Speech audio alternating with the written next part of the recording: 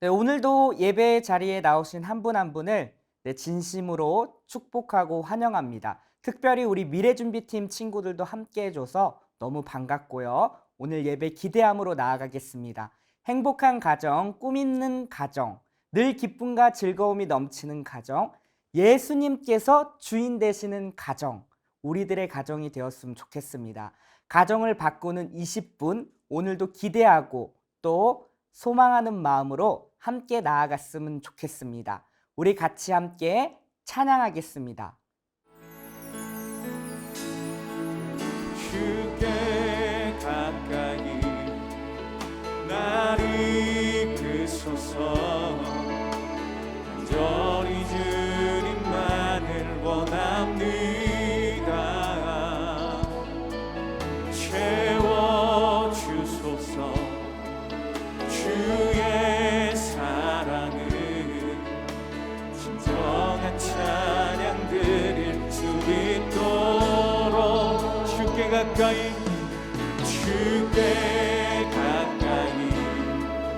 날 이끄소서. 간절히 주님만을 원합니다. 채워주소서. 주의 사랑은 진정한 찬양 드릴 수 있도록. 목마른 나의 영혼 주를 부르니 나의 맘 만져 주소서. 주님만을 원합니다.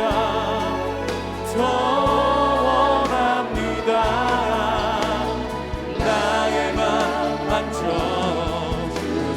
목마른 나의 영혼, 목마른 나의 영혼 주를 부르니 나의 맘 만져 주소서. 주님만을 원합니다. 더 원합니다. 나의 맘 만져 주님만을 원합니다. 주님만을 원합니다. 더 원합니다. 나의 맘 만져 주소서. 네, 우리 같이 오늘 예배를 위해서 함께 기도하도록 하겠습니다. 하나님께서 이 예배를 통하여 우리 가정에게, 각 개인에게 하나님께서 풍성한 은혜를 베풀어 주시기를 위해서 우리 잠깐 함께 기도하도록 하겠습니다. 기도합시다.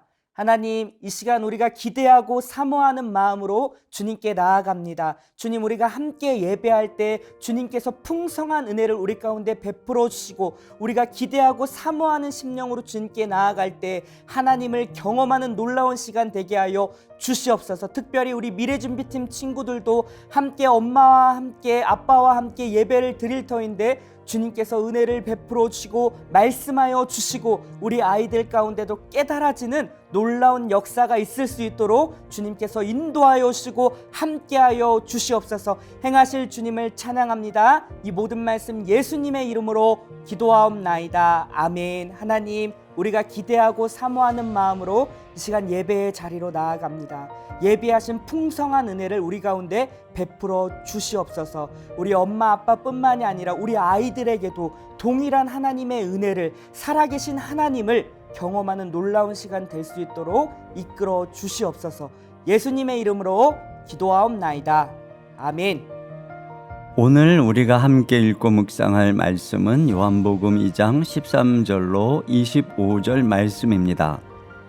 유대인의 유월절이 가까운지라 예수께서 예루살렘으로 올라가셨더니 성전 안에서 소와 양과 비둘기 파는 사람들과 돈 바꾸는 사람들이 앉아 있는 것을 보시고 노끈으로 채찍을 만드사 양이나 소를 다 성전에서 내쫓으시고 돈 바꾸는 사람들의 돈을 쏟으시며 상을 엎으시고 비둘기 파는 사람들에게 이르시되 이것을 여기서 가져가라.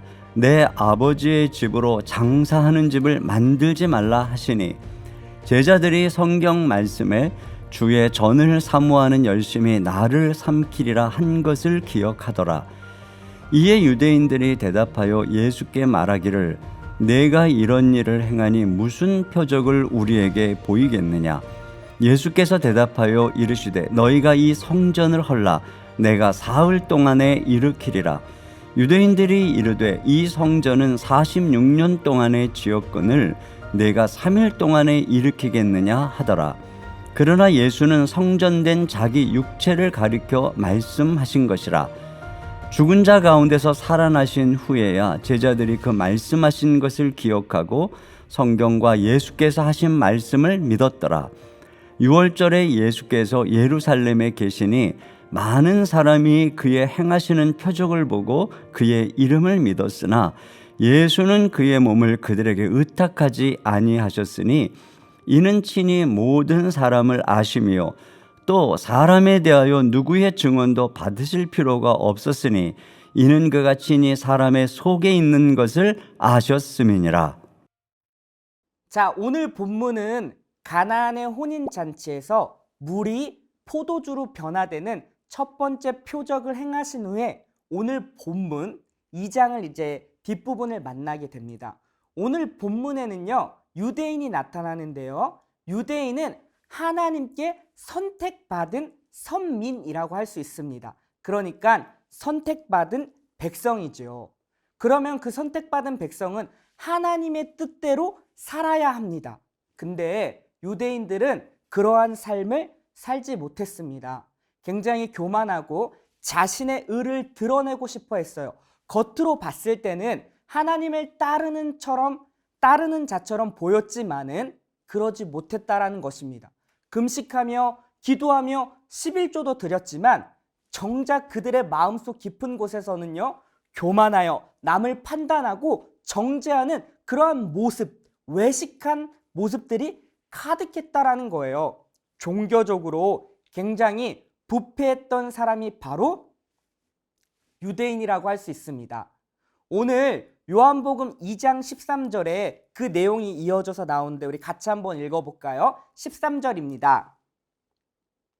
유대인의 유월절이 가까운지라 예수께서 예루살렘으로 올라가셨더니, 오늘 본문의 시기는요, 유월절입니다. 그러니까 유월절이 가까운 상황이에요.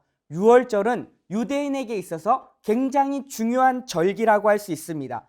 출애굽기에서 장자를 치실 때요, 어린 양의 피를 그 문의 임방 좌우와 그 설주에 바르면 그 피를 부고 6월 넘어간다.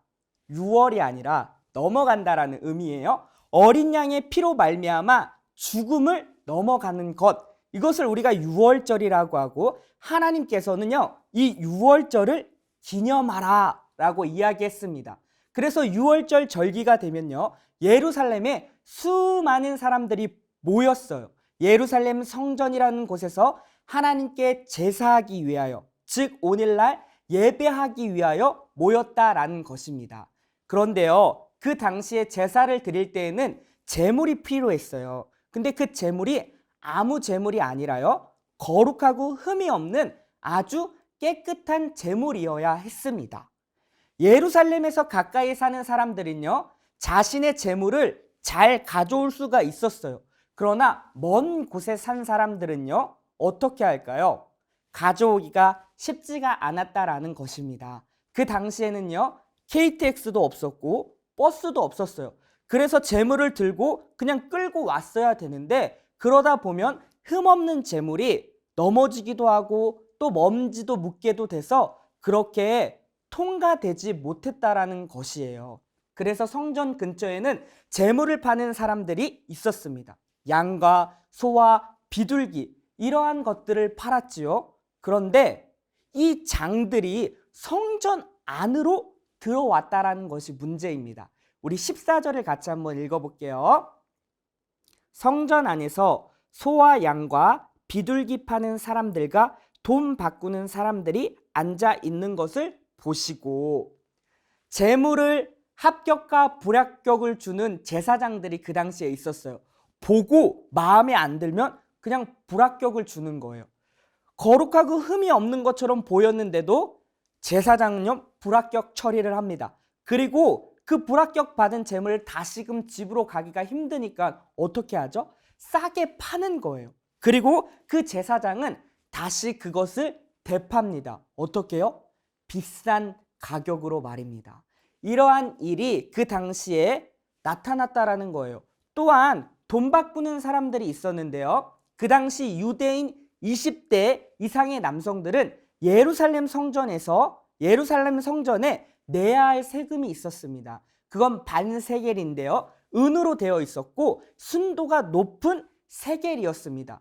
그러한 돈을 내야 되는데 그 돈은요, 내가 가지고 있는 돈이랑 달랐기 때문에 돈을 바꿔야 했어요. 근데 돈을 바꾸는 그 과정에서 대략 한 10% 이상의 수수료가 발생했다라는 것입니다. 이건 어마어마한 일이거든요. 그러니까 지금 성전 안에서는요, 재물을 파는 것으로 인해서 폭리를 취하고 환전 수수료로 인해서 자신의 막대한 이익과 부를 취했던 자들이 바로 당시 유대인이었다라는 사실입니다. 하나님께 선택받은 유대인이 이렇게 영적으로 타락한 안타까운 모습이 나타났다라는 거예요. 예수님은요, 이것이 성전에서 이루어지는 것을 볼 수가 없었습니다. 그래서 예수님은 성전 안에 있는 모든 짐승들을 다 내쫓고 돈 바꾸는 사람들의 돈을 쏟으며 상을 엎으셨습니다. 우리 15, 16절 같이 한번 읽어볼게요. 시작. 노끈으로 채찍을 만드사 양이나 소를 다 성전에서 내쫓으시고 돈 바꾸는 사람들의 돈을 쏟으시며 상을 엎으시고 비둘기 파는 사람들에게 이르시되 이것을 여기서 가져가라. 내 아버지의 집으로 장사하는 집을 만들지 말라 하시니. 여러분, 성전은 어떠한 곳이죠? 하나님을 만나는 곳, 하나님이 임재하시는 곳, 하나님께 예배하는 장소며 하나님께 기도하는 장소라고 할 수 있습니다. 그런데요, 그렇게 되어져야 할 장소에서 지금 어떠한 일이 일어나고 있죠? 예수님께서는 성전을 내 아버지의 집이라고 표현하고 있습니다. 그리고요, 마가복음에서는 성전을 이렇게 표현하고 있는데요. 제가 한번 읽어볼게요. 마가복음 11장 17절입니다. 이에 가르쳐 이르시되 기록된 바 내 집은 만민이 기도하는 집이라 칭함을 받으리라 하고 아니하였느냐? 너희는 강도의 소굴로 만들었도다 하시매. 뭐라고 했죠? 하나님께서 자신의 집을 만민이 기도하는 집이라고 이야기했는데 강도의 소굴로 만들지 말라고 했어요. 예수님께서는 지금 만민이 기도하는 그 집 가운데에 기도의 소리는 들리지 않고 자신의 이익과 만족을 위하여 탐심이 가득한 소리가 울려 퍼지고 있는 그 성전을 참지 못하셨다라는 것입니다. 가장 거룩해야 할 곳에서 가장 타락한 장소로 변질된 이 모습을 예수님은 보지 못했다라는 거예요. 그의 거룩한 분노함이 나타났다라는 것입니다. 그래서 예수님은요, 그 성전에 있는 모든 짐승과 그 돈을 엎으시고 상들 다 뒤엎으셨다라는 거예요. 근데 이렇게 예수님께서 액션을 취하셨다면 자신의 삶을 좀 돌이키고 다시금 주님께로 돌아갔어야 했는데 유대인들은 어떻게 하죠? 예수님께 말하는 거예요. 네가 도대체 뭐길래 지금 이러한 액션을 취하냐? 우리한테 표적을 보여라. 이렇게 얘기하는 거예요.